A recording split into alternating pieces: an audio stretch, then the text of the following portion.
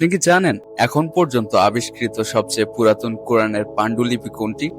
ইতিহাস বলছে পৃথিবীর প্রাচীনতম কোরআনের কপিগুলোর একটি সংরক্ষিত আছে ইংল্যান্ডের বার্মিংহাম ইউনিভার্সিটিতে।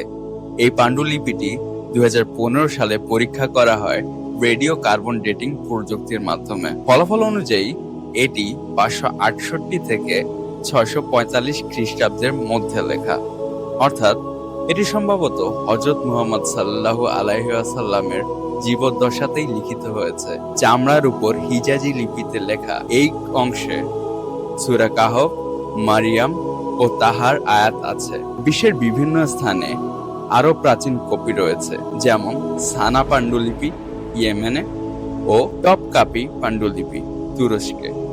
এই প্রাচীন কপিগুলোর মিল প্রমাণ করে পবিত্র কোরআন শতাব্দীর পর শতাব্দী ধরে অক্ষতভাবে সংরক্ষিত।